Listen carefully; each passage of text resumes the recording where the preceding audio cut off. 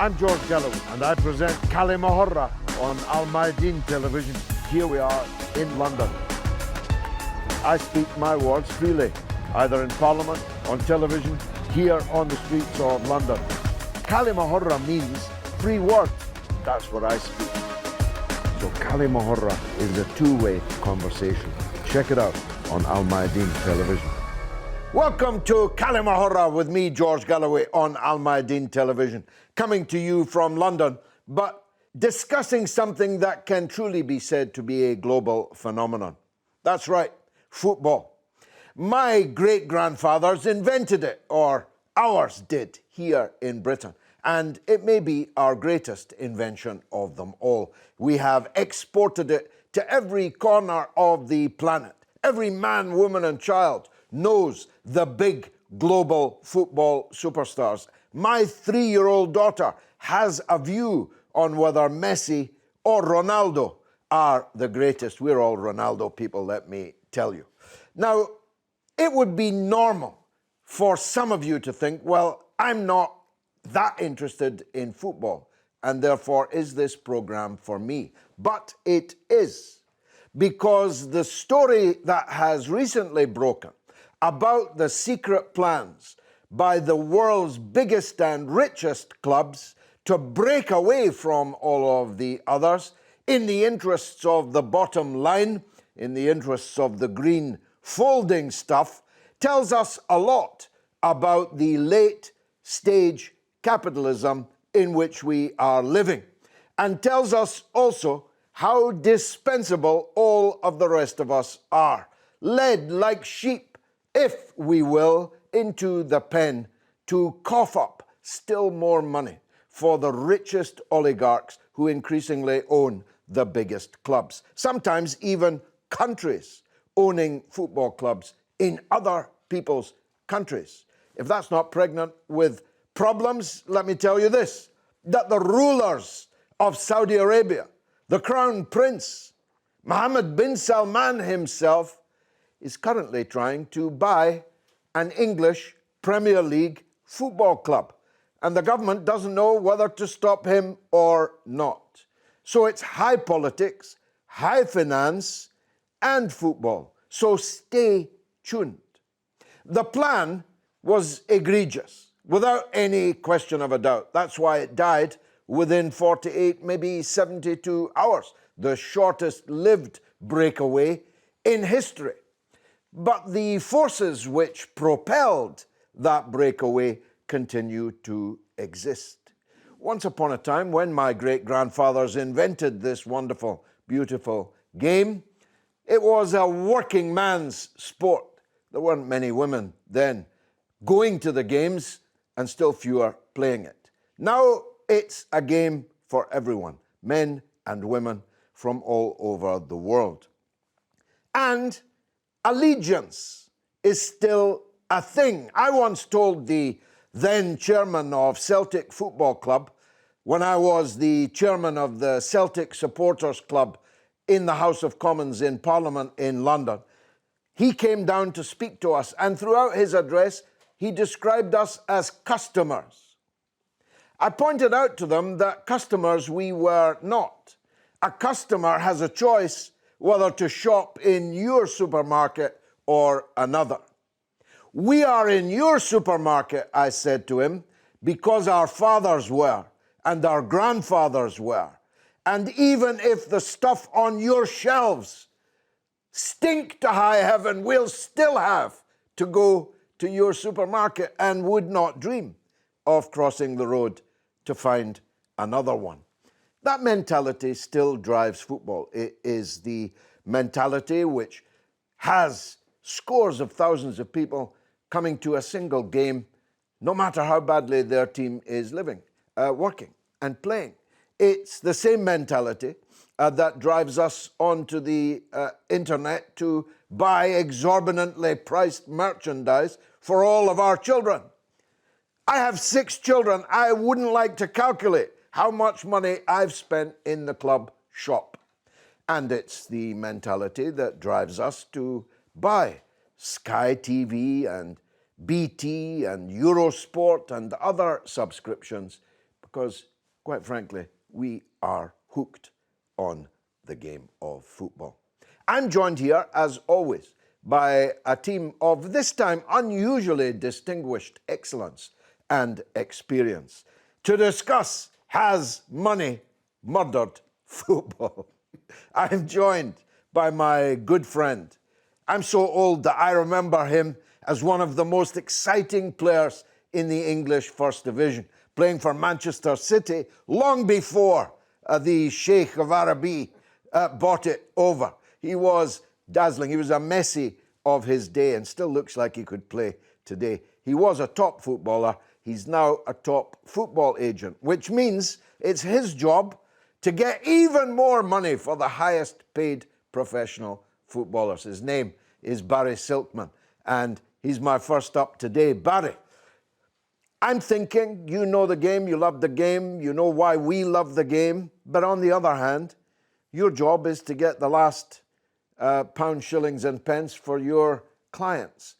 Where did you stand on the European Super League? I mean, I know they've been talking about it for years, George. I knew about it 4 or 5 years ago. It was a question of whether it was ever going to happen. What I think has not come across is how they wanted to do it. It's got cut off before they ever got there. I think it'll happen one day, not quite sure when now, maybe not the next 4 or 5 years, but I'm sure it'll happen. How it was put across by the media, you couldn't have it. It was impossible to have it. The supporters jumped on it, the media jumped on it. In reality, how it would have been is not how it was portrayed. Well, that's a gigantic failure of communication strategy from mega corporations run by some of the richest people on the planet. Did it not occur to them to hire a public relations man? Well, I was waiting for the call, George. I think they just thought, well, he's only an agent. I tell you what I think hasn't come across here. You know, if this would have happened, the money that clubs would have got is, I mean, we're not talking about hundreds of millions. We're talking beyond hundreds of millions, including merchandise. Each club would have had, I would have said, at least $1 billion a year, if not more. They could have bought another team. So in effect, they could have had, now you've got 25 players in a squad. The reality is, in most clubs, only 16 or 17 of them are actual first team starters, yeah? The rest are what I would call bit part players. In actors, they're bit part actors. They're in the background all the time, yeah? What this money would have done, it would have allowed those clubs to have 2022 first team regular players, which, if you like, in the words of a bag of sweets, it could have been mix and match. So you may have because it would have been a midweek league. So you'd have got maybe 11 players playing in that midweek, and then when it comes to a Saturday or Sunday game, maybe only 7 of them would have taken part, maybe 6. But the 4 or 5 who would have come in, trust me, would be just as good as the 4 or 5 going out. And I think that was the communication that went missing. People started saying, well, we're going to have a reserve players from these teams. How can our club do this? Because if we're playing on a Wednesday, as an example, in Europe, how can we play on a Friday night? It's physically not possible, yeah? I don't think it was communicated right, or if you like, I'm not even sure it was thought out right by the clubs in the beginning. I don't really think they even thought about it themselves. I think they just looked at the finances over the last 4 or 5 years, because as football, as you know, when I played, it was 80% sport, 20% finance. Yeah, that's what football was. It's now 80% finance, 20% sport. And yet the finance depends on the sport. I mean, if the game is, if people fall out of love with the game, the finance will go down the Eventually, yeah, but would you fall out? I'll give you an example. You made an example before of me. I was a little bit like a Lionel Messi type. You were. Okay? So let's just say I'm playing on a Saturday for the club that you love. Yeah? Yeah. You love Man United. You're a Man United supporter. Okay? So let's just say you've got Marcus Rashford, one of those players, Paul Pogba, playing, and you're watching them on a Saturday. But in midweek, they're replaced by Eric Cantona because he's there. Would you be concerned with that situation? Well, you're getting me excited, actually. Exactly. The very possibility. And I think this was the problem. I don't think that the clubs, they went at it like a bull at a China gate. I think what they should have done is just settled down and explained what the rationale was and what the thinking behind it. Instead of all saying, yeah, we'll sign up to this, there was no explanation. And as a supporter, and if you're outside the game, which supporters are, most of them, you go, hold on a minute, what are you talking about? Like, how can you do this? You're walking away from the Premier League. Everyone thought they were just walking away from the Premier League. So I don't think the reality of the situation, George, was put across at all, let alone not put across well. I don't think it was put across at all. No, Ahmed Kaballo could have made it on the football pitch and in the boxing ring. I wanted to be his manager in the latter case. But he concentrated on being now one of Britain's best up-and-coming investigative reporters. But I'm asking him to wear both hats in this programme. Ahmed, like me, you love Manchester United. We are owned by American oligarchs who don't even know the shape of a football, who have never met an angry football supporter, who have none of the love of the club that we do, but they are our owners. And they just proved that they could actually do with what we love entirely as they please. How did that make you feel? It made me feel angry, but what made me feel especially angry is we've been protesting against the Glazers since 2005. I was at the first protest at a Champions League game against AC Milan. I then went to more protests in 2010.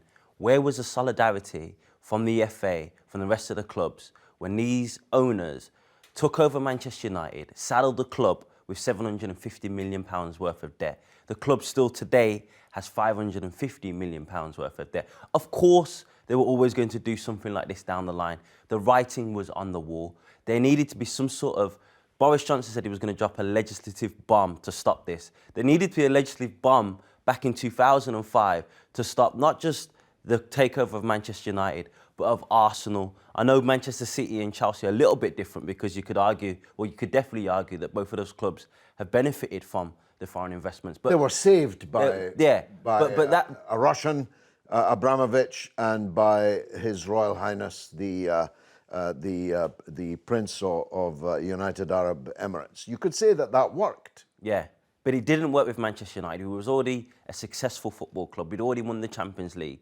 And it was okay when we had Sir Alex Ferguson, who was a genius, possibly the greatest manager to ever live. But as soon as he left, the cracks started to unveil. We didn't see the investment that we needed. We sold Cristiano Ronaldo for 80 million.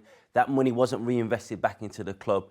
We see that Jose Mourinho wanted a fullback, but he was denied it because they weren't investing into the club how they should. So for me, I'm just happy that now other clubs are angry, and now we can really get to the bottom of the crux of the issue, which is the style of ownership here in the UK. We need to move towards, in fact, that's what some Manchester United supporters group are doing now, move towards the German style, where the fans have greater ownership. You, your whole life, have campaigned for the national rail to be nationalised and things that matter to the public to be in the hands of the public. Well, what matters to the public more than their football club, their local football club, where they spend all of their money for their children to be dressed from top to bottom? I used to go from 13 years of age, from Birmingham to Old Trafford, all around the country to support my club. I wouldn't spend my money in the school shop. I'd save it to go because it means so much. And you mentioned that I'm a journalist by trade. I've obviously focused on politics, but my first love was football. The first time I picked up a newspaper, it was to turn to the back pages, not to the front. Me too. Now, the expert here, who is not a footballer, but is a football analyst and a football YouTuber. Supreme, actually. And I'm sorry, Barry, but he's yet another Manchester United fan. He is Ameer-Hassan Razvi. He is, as I say, an active supporter, but he's also an activist. Ahmed paints a picture there that this anger is going to produce fundamental change in ownership. Do you believe that? That is the hope. That is the desire. None of us Manchester United fans wanted the Glazers there in the first place. As my friend over there has put it in such good terms, they did saddle us with all this debt. We didn't want it. We were a successful club. In the 113 years of history when they took over, Manchester United never had any debt. And all of a sudden, we had this bomb dropped on us. They actually bought the club on debt. On our money. Absolutely. Absolutely, exactly. It's like me buying your house, but forcing you to pay me to buy it. And then keeping the debt on my name and not on your name. Yes. So if anything does happen, you're scot-free. Yes. The club will then, disappear and vanish. So, yeah, none of us are happy with the Glazers. We've all wanted them out since they got there because of the fact that there's not been any investment. If we look at it like when Sir Alex Ferguson was there, for example, like he's pointed out, his genius alone kept the Glazers afloat. And then we had David Moyes, LVG, Jose Mourinho, all with different ideas, all needing investment, all needing backing. And then we saw what exactly happened. That's the investment side of it. Then you have the dividend side that the Glazers have taken out. Over the last 16 years of their ownership, they've taken out $1.5 billion of dividends alone. Even if they put maybe a quarter of that into investment of the team would be in a different place now. And then also the stadium itself, that is diminishing. That needs to be redone. There's, parts of the stadium are leaking. It needs more than a lick of paint outside the stadium. So everything you see on TV when obviously the fans were in is all smoke and mirrors. You'd see all the lights and bright lights. You see the Manchester United sign. You see the Sir Alex Ferguson stand. But if you look a little bit deeper, there's cracks everywhere, and these parasites, if you will, they need to leave. But these parasites have the power. Absolutely, absolutely, and that's why there needs to be legislation from government. There needs to be legislation from the FA. There needs to be some sort of political intervention that comes in that would enable fans to have more of a say in major decisions that take place at any of the clubs, and especially the 6 most powerful clubs, if you will. That's where they need more fan intervention, because once you give a billionaire free reign over stuff, they're crazy anyway. Well, let's get out of Manchester and go to Barcelona, where my colleague at RT and longtime friend Luis Castro is. Let's hear the view from Barcelona. Hello, George. Well, thank you for having me. It's always a pleasure talking to you as usual. Luis, tell us exactly what happened and why. Well, here in Spain, the president of Real Madrid and president of this Super League gave a very long interview for the first time, because he doesn't normally give interview. He explained, or was trying to explain, what is behind it. And to be honest, I pay attention for the whole 1 hour and a half. And ironically, it started to make sense what he was actually saying. I know it sounds strange, because what everybody is jumping quickly to say is that this is the rich clubs trying to get richer. At the same time, we are listening to the argument fairly brought by the fans and by the clubs, but also in the end brought up by UEFA and FIFA. Even Florentino Perez was saying is that they are only against it because they are out of it. That's the problem. They're not in the big money. In the United Kingdom, for instance, we should all remember what happened when the United Kingdom lost the right to have the World Cup in favor of both Russia and Qatar. We were all saying that FIFA is corrupted, that FIFA is just paying money under the desk, behind doors, etc., etc. So we forgot about that. Do we really think that FIFA and UEFA care about football? But what they're saying is basically, especially because of this crisis with the COVID-19, most of the teams, if not the whole world football, is in a deep economic crisis. His argument is that more than half of the population of the world is a fan of Real Madrid, Barcelona, Manchester United, Liverpool, Bayern Munich, PSG, etc., etc. So if these teams are not sustainable, to use a common word these days, the whole world of football will collapse. Some people believe that greed has gone too far in football. What's your take on that? Well, yeah, football has become very expensive, and precisely the thing that is making me a little bit like wary about the whole situation is the fact that you see big money like JP Morgan behind all of this. The bank is the main financer of the Super League.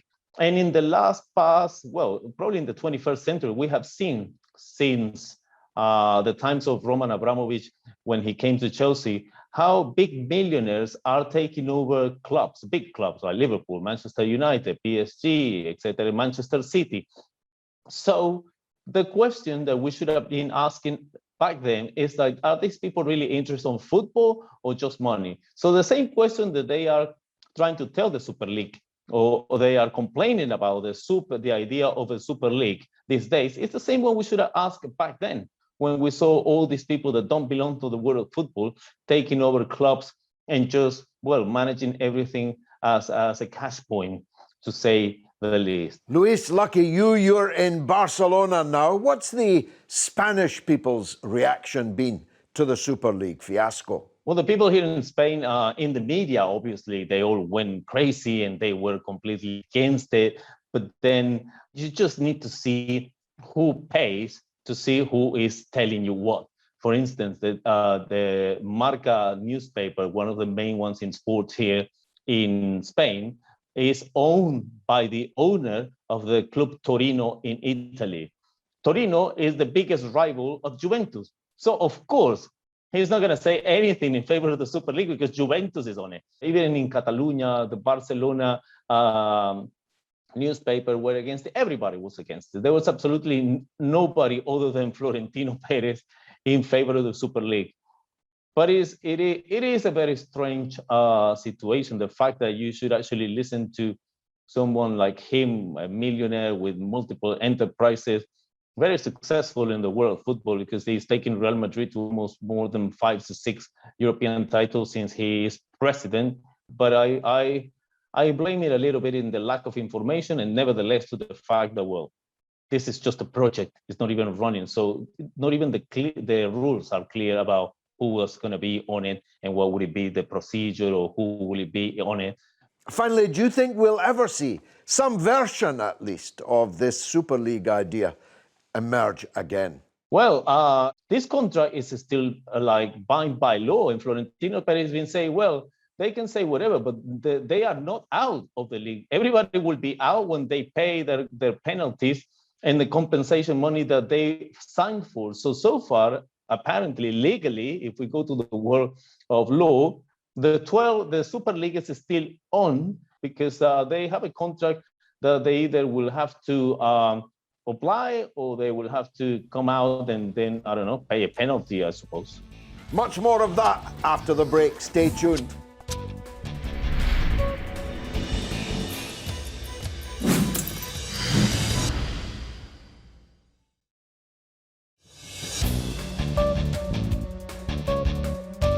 You're watching Kalima Horra with me, George Galloway, on Alamayadeen Television.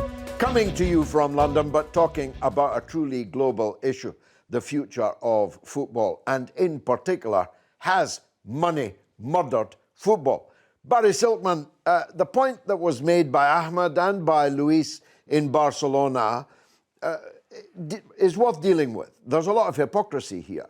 If you're the owner of Torino, you're jumping mad about this idea because your rival, Juventus, in the same city, is in it and you're not.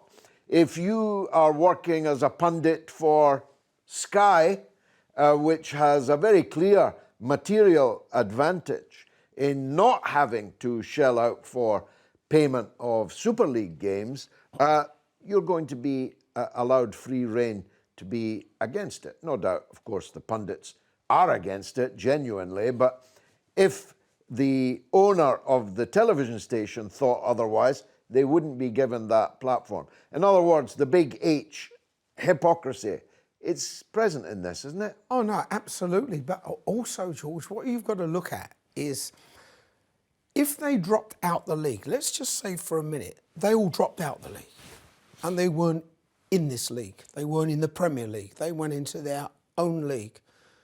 A major problem occurs. The biggest problem is that football, the Premier League clubs, would all be history. Every single one of them. You know why?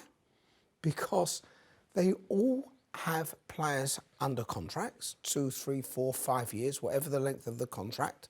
That contract can't be changed unless a player agrees to it. A contract is a contract. And if Sky Television lose the top 6 clubs, there is not a chance they would carry on paying the money that they pay to each club. Okay? So they're not going to pay it. They will cut the money in half. What happens then? What happens to the players' contracts?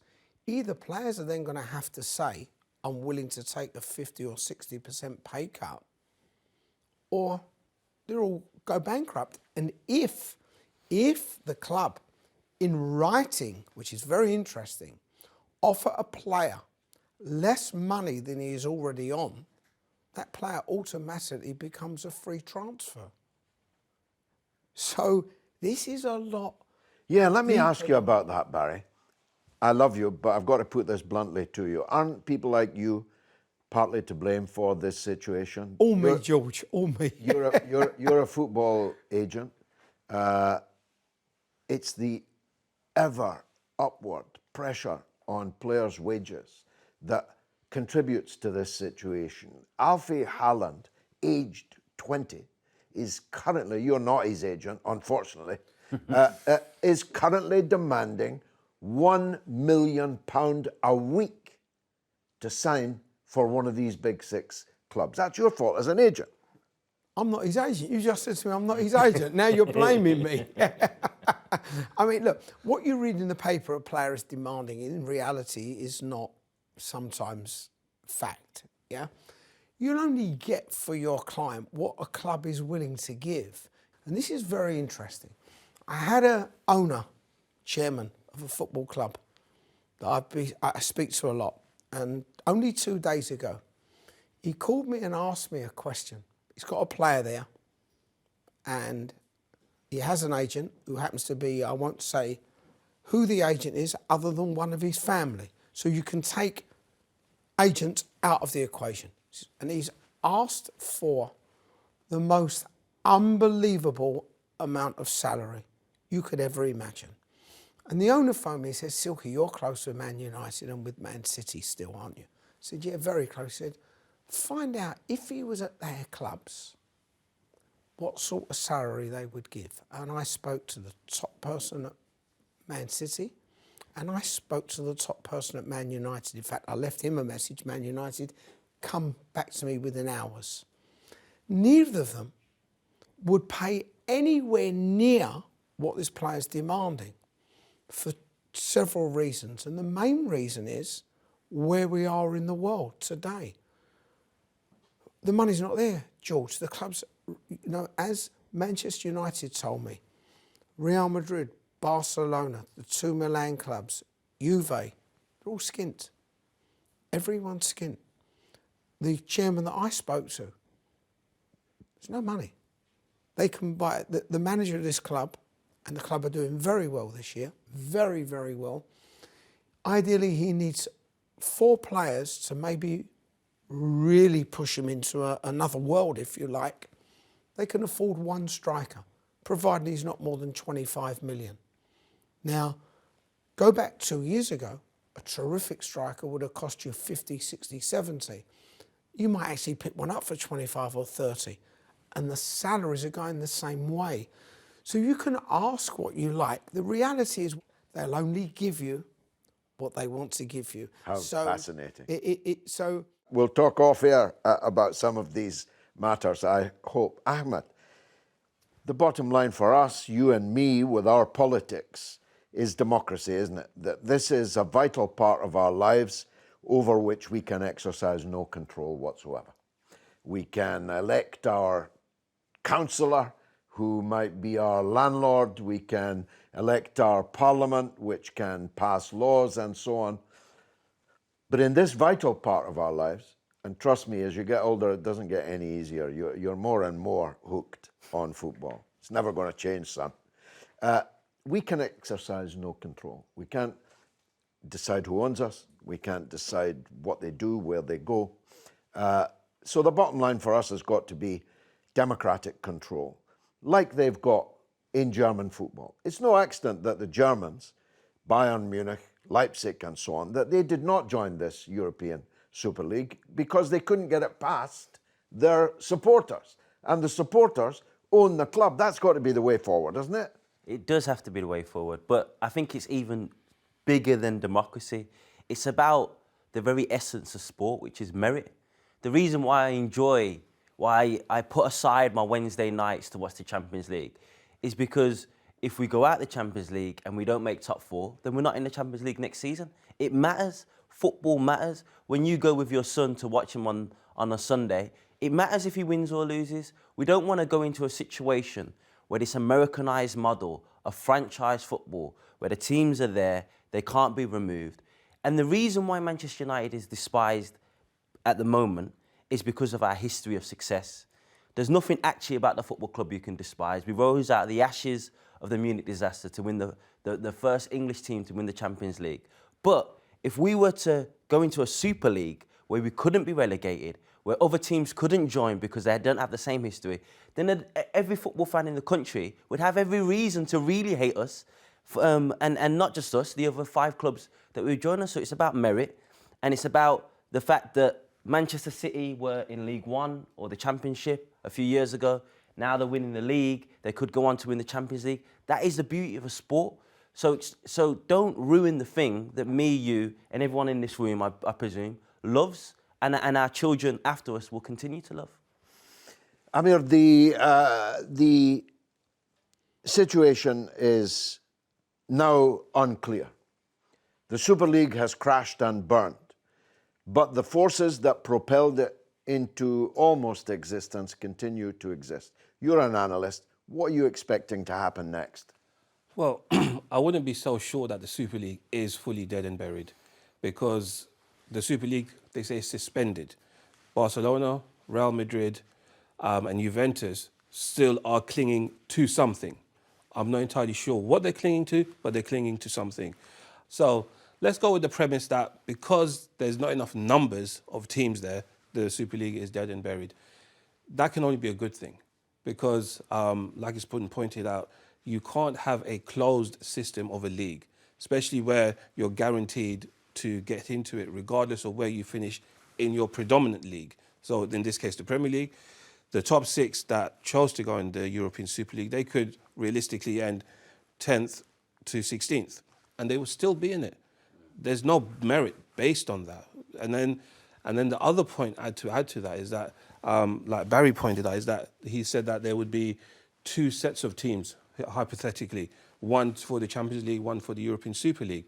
But realistically, we've seen with the Glazers, they don't like to invest. So if you can get into the Super League without investing, and you can still get the money, why would you invest? It makes no sense. So your Premier League team would be your reserves, would be your youth players. It'd be effectively be the Carabao Cup for Manchester United on a weekly basis. How am I going to translate the Carabao Cup for an international audience? That's a tricky one. Let's go to Dr. J. Simon Rofe, who's in London, but who's the author of several books, including Sport and Diplomacy. He's at the Centre for International Studies and Diplomacy, and he's a reader at the School of Oriental and African Studies in London. Dr. Rofe, let me start from the very beginning, the premise of this show. Has money murdered football? Well, it's a poignant question, particularly in the week of the birth and demise of the European Super League. Football has been slowly chipping away, like the drip of a leaky tap. The relationship with money has been corroding football for almost as long as football's existed. The first owners of football clubs, as they emerged in the late 19th century in the United Kingdom, were local businessmen, people who sought out the opportunity to leverage their power and wealth, relative power and wealth, in their locale, through the labour, the physical exercise and labour of local individuals, players, to be part of a discussion, a discourse around sport. And that discourse played out on a field. It's not an intellectual one, but one of physical exertion where the risks were high. Injury on a football pitch could have ended not only a playing career, but a working career.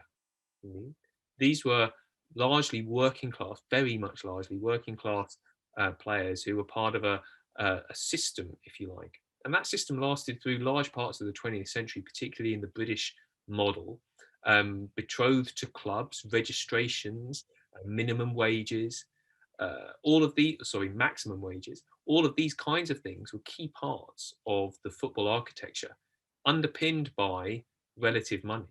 The zeros on the end of the checks have got a lot bigger. And this week, the sort of gargantuan amounts of money that are being talked about, billions of dollars, pounds, yens, euros, all of these currencies have important constituent parts in understanding how football and business and money and finance and commerce play out together. And that's really what we've seen, come to fruition in the experience, the sort of mad 72 hours of the European Super League. Do you believe that greed has gone too far in football? Well, I think there's two things there. One is the greed has always been there. And again, perhaps a familiar trope, but it's the greed of who? The greed of the owners, the greed of the players, the greed of the agents, the greed of the fans. What is the currency might be, for some, the owners might be money. For fans, it might be trophies. In that sense, football fans are greedy in a way that football owners, can relate to. They can exploit, because you can pay a lot of money to see your team win. And winning doesn't just come on the bank balance. Winning comes as a part of being part of a community, sharing an experience. Those values, football fans would find perhaps difficult to put a monetary value against. Doesn't mean they're not valuable. It just means the zeros at the end of it are different. And that is, the opportunity to share a winning goal with your son or your father at the last minute of a cup final. Those kind of experiences are, this is where the word priceless comes from in some senses. A certain brand of credit card use that, the experience is priceless. And these are the kinds of equations that, don't play out on, bank balance sheets. They play out in the hearts and minds, societies and communities that impact football. Are football clubs genuinely run in the interests of the fan and the interests of the sport? Well, again, it depends fairly for who. Fairly for the shareholders, fairly for the owners, fairly for access to issues of diversity and inclusion, fairness to the fans and players. What football clubs represent is many different stakeholders in society. And those different stakeholders have different senses of fair play, different senses of what are the rules of the game. But all of these are continually up for negotiation. If you're playing a pickup game of football in the park, there's negotiation about where's the boundary line. Is it the tree or is it the wall? There's a negotiation about whether it's first to 10 or next goal wins. Sport gives you those opportunities. So when you say, is it fair? We need to really think about who is it fair for. And we do end up in a scenario there where you end up with the tyranny of the majority. Actually, it can't be fair for everyone. Sport has an inherent quality, as George Orwell said. Someone has to lose. That the uncertainty of outcome is what's integral to sport. If we always know that your Real Madrid's or your Manchester United's are going to win, it loses its appeal. And that was one of the fundamental criticisms of the European Super League. Because you don't have any consequence to losing, The risk isn't there. There can only be one winner in the FA Cup. The hundreds of teams that join every August, there's only ever one winner. That means there's 900 plus teams who lose. Some of them can lose gloriously. Some of them can lose, having made some financial gain along the way. Some of them can lose having, indulged in glory of a game against a giant or some ignominy of losing to a minnow. But there's a narrative to that, and that speaks again to the importance that football plays in society about storytelling, about providing common spaces for communities, individuals to come together, even if they don't physically come together, as we're not at the moment. But we recognise that there is a common narrative to watching a football match, as there is indeed to other sporting occasions. Dr. Rofe, would the creation of such a Super League ever bring any good to the game? Well, the issues that the Super League raised are still live, even if the current manifestation of it has, temporarily or perhaps more temporarily passed. The issue of debt in football, the issue of who owns media rights, the issue of who needs to be inside the stadium, the issue of who the stakeholders are, who governs and regulates football. Is it the fans? Is it the government? Is it UEFA? Is it FIFA? Or is it the owners?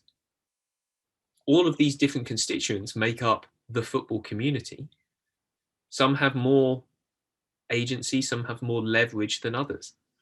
And I think it's the good that could come from it is if we are able to reappraise the regimes in which football clubs operate. Who are the stakeholders? Can you do an upgrade, as it were, to the fit and proper person test? Those who qualifies to be one of the stakeholders, and particularly in terms of ownership, the significant stakeholder.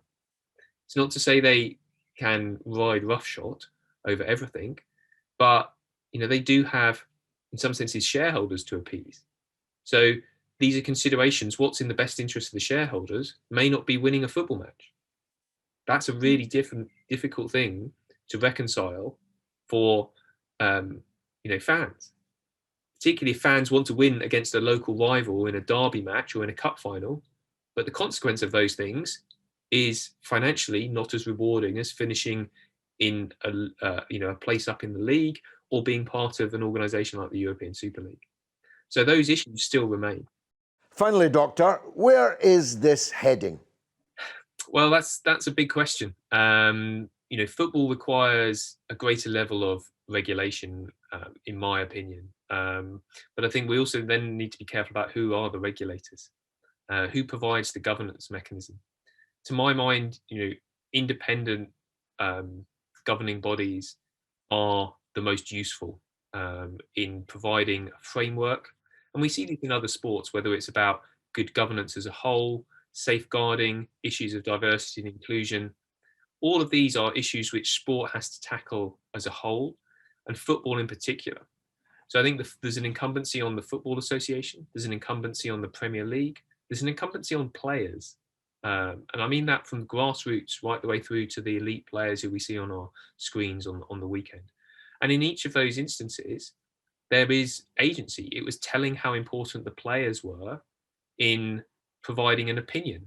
The likes of a Jordan Henderson or a Harry Maguire, Patrick Bamford's comments to Sky after the game on Monday night between Leeds United and Liverpool, all of these provide a focus and a forum. And those players have an audience, and that really is something that the current iteration of the plan for the European Super League seem to be out of step with. But I don't think we should underestimate the fact that the issues underpinning it, the owners aren't going anywhere. Their apologies this week, and again, the degree to which they can be taken seriously, what can be taken seriously is they're not going anywhere. This hasn't made them think, right, it's time to sell up. They'll come back with another iteration of this. Their interests dictate it. They haven't become wealthy individuals without thinking cleverly and being resilient. So the future of football, it's still very much up for grabs, as someone once said. almost philosophy, that, and much to ruminate on it. But Ahmed, this fit and proper person, to own a Premiership football club, you have to pass a test that says you are a fit and proper person to own this club. Now, it is rather unequally applied, so fit and proper person is what we ought to be looking for. Haven't these big six owners proved themselves not to be fit and proper persons? Shouldn't they now be forced to divest? Yeah, and that's what the other 14 clubs are pushing for. So the other 14 clubs have come together and have demanded precisely that. And I think what's hurt them the most is time and time again, when they raise their concerns that they thought a Super League was happening, a breakaway league was happening, these six clubs were basically gaslighting them and saying there's nothing to be worried about, this is all conspiracy theory, you're being paranoid. And long and behold, we find out, but before Klopp and Ole Gunnar Solskjaer, by the looks of it, we find out they have tried to do a breakaway club. So these owners can't be trusted. And as the gentleman said on the screen, they will try this at another point. Barry, why did that, or rather, how did that happen? How did some of the world's biggest clubs turn their back on this? The German, we know, because their fans wouldn't have worn it. But Ajax, for example, a world-famous team in Amsterdam, PSG in Paris. How did they not go into it, or were they just not asked? I would have presumed, and this is guesswork, I would have presumed that they'd had some sort of talks. I don't think this was something where somebody went, okay, we'll pick that one, that one, that one, that one, and that one. I think, I said to you, George, I knew about this 5 years ago. So if I knew about it 5 years ago, it's happened at least 5 years ago, if not before. So I would say a lot of discussions have taken place between all the clubs, including the two that you mentioned, Ajax and PSG. For whatever reason, they've come to, whether it's by choice or by wanting to go into it, not wanting to go into it, they come to the ones they come to. Just diversing slightly when we talk about supporters owning football clubs, impossible. We spoke about just now about fit and proper people. So what do? Get 30,000 supporters and go and see whether they're they fit elect and proper. a committee. You say impossible. Bayern Munich are one of the greatest teams in the world. Years ago they did it. They did it years ago before football's become what it's become. That's the problem we have, George. The money now in football wasn't there when they did it. Sadly, or good, or whatever. No, it's sadly for you. Look, we've only got a couple of minutes, so I want to ask you that question. I was really struck, as others will have been, that you negotiated for yourself, or failed to negotiate for yourself, an increase of £100 a week to £150 a week. Now, you are negotiating for other people. I'm not going to embarrass you, but I happen to know 50 and 60 and 70,000 pound a week. Scary for other people. How do you think? How did that happen? How do you think I feel? I'm sitting there thinking, hold on a minute. I was desperate to get 100 quid a week. I'm sitting in, I'm negotiating. This guy's on like £25,000 a week, which in itself is like a fortune. Yeah, and I'm trying to get him up to 50 or 55 with £15,000 appearance money. And I actually sit there, I swear to God, I think, what's going on? I remember sitting with TV and I was struggling. I couldn't get 100 quid a week. I'm asking this chief executive for this chairman for £25,000, £30,000 a week more. And it is frightening, but it is the world and the way that football has gone. It's just how it's gone. Do you know I've lost players by saying to the player who has said to me, try and get me to that club, try and get me to West Ham. And I say, you're not good enough to get in the side. I swear to you, I've lost players because of it, because I come from a slightly different angle. So when I sit there asking for 20, 30, 40, 50, and in one case, £110,000 a week, in one way, it's great to come out and say to the player, I've got you, you wanted 70, I've got you 90. It's great. On the other side, I actually get a little bit embarrassed by doing it. And I'm only happy to do it when I really believe the player's good enough and I know what other players are getting at that club. So in my heart, I'm happy to do it, George. Does that make sense? Yeah, your conscience is Yeah, clear. completely clear, yeah. Well, we've all got to put bread on the table. You do it by extorting huge sums of money from very rich people. But I do put a gun to their head, George, sometimes, you know what I mean? But it's not loaded, by the way. But they don't know that. But I simply couldn't better that for an ending to this show. I told you, if you watched it, that it wasn't just about football. It's a morality tale. After all, 1, 2, 3 different ethnicities, different parts of the country, part of a community of interest behind one football club. In my case, since 1963, on the day that the great Dennis Law signed for Manchester United, my father told me, because I was only 9, we are now Manchester United supporters. And now all of my children are, and some of them you may one day see on the field at Old Trafford, and I hope that Barry Silkman will be their agent. It's been marvellous for me. I hope it was for you. I've been George Galloway. This is Kalima Horra on Alamayadeen Television. Thank you for watching.